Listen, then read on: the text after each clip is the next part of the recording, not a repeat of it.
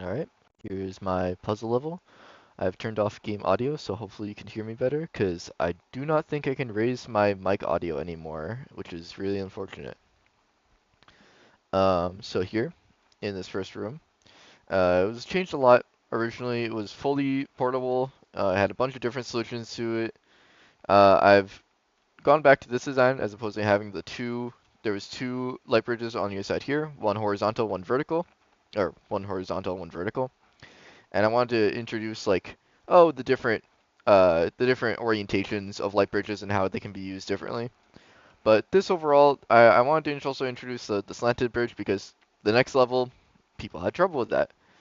So this room has gone through a lot of changes, but if you go through here, it's like, oh, I have these portals here. I can use them to potentially get up there. So let me see. Yep, I'm up here now. It's like, and another solution of this is also like doing this sort of thing. The two portal bridges are used for the next little area there, just to get over to the water, because one bridge is at the bottom, one bridge is at the top. This also teaches the players about that. But yeah, I'm just gonna go here and go on, put that on that slanted one. I'll be taught here that I need to actually remove my bridge somehow, so by placing it there, that works. And that lets me get down and where I need to be. And then I can place this here. This section used to be completely dark and no one could actually see these portable areas. Originally also this room was white, so they just sort of skipped over the water entirely and placed a bridge right there, and it went all the way across. But now that we're leaving room 1, uh, this is just to introduce the primary mechanic of the light bridge. If we go into room 2, this will reinforce the mechanic. Each part of the level, or each room, is disconnected by emancipation grids to make sure you can't cheese or skip any part of the levels. This level, or this part of the room, or this room was the most changed out overall. Uh, Portable surfaces were removed from there. Uh, Originally, this wall was still unportable, but just to remove some skips. Uh, a ton of lights were added up there, so people could actually see this is the exit. Because no one could see this when it was zero lights at first, and then one light also wasn't helpful proven to be not helpful. But in this room, you have a bunch of turrets, and you have the exit. You have this one section or this one area. It's like you see, it's like, oh, I can use this with a slanted light bridge. So you go, it's like, oh, these are two horizontal or these are two vertical ones, so I can use this one. So that works. It's like, okay, then you can just go up here. Well, now you have to deal with this light bridge blocking your way. And you can't really do anything about this unless you press this button. So you go ahead and press the button. You see what it does, and you think that you can go up, but that lets the turrets lock on to you. So now you gotta think, how am I gonna deal with the turrets? How will I actually make this happen?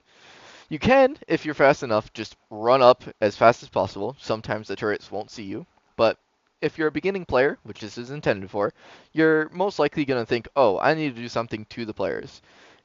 It's intended for intermediate players, so it's like, if they're fast enough, go ahead. So, how can we deal with the turrets? Well, you have this slanted platform right here, which allows you to go up to them like that. You have, oh, if I can even get to them, you have this slanted pattern up here, which allows you to get up there, which most people actually did because it gives you a better viewing angle, so the turrets won't hit you. Oh, and just overall, like this, that's how you'd get up here.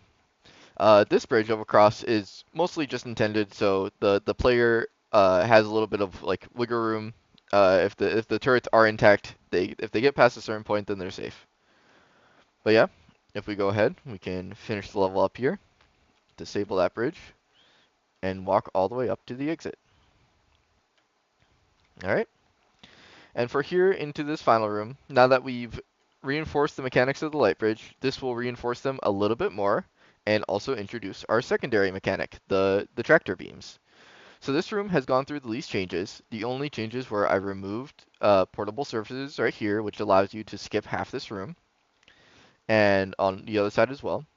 And I had an argument for this saying it was too easy. There wasn't a lot enough to do here, but I think this is how it's supposed to be. This is a big spectacle to end the level off with because there's the exit on right over there, and it's introducing the mechanic of the tractor beam without having to move it around. It forces you to interact with it, and this is the only thing you can do really. It's like, oh, I can put portals there and there, but how does that help me?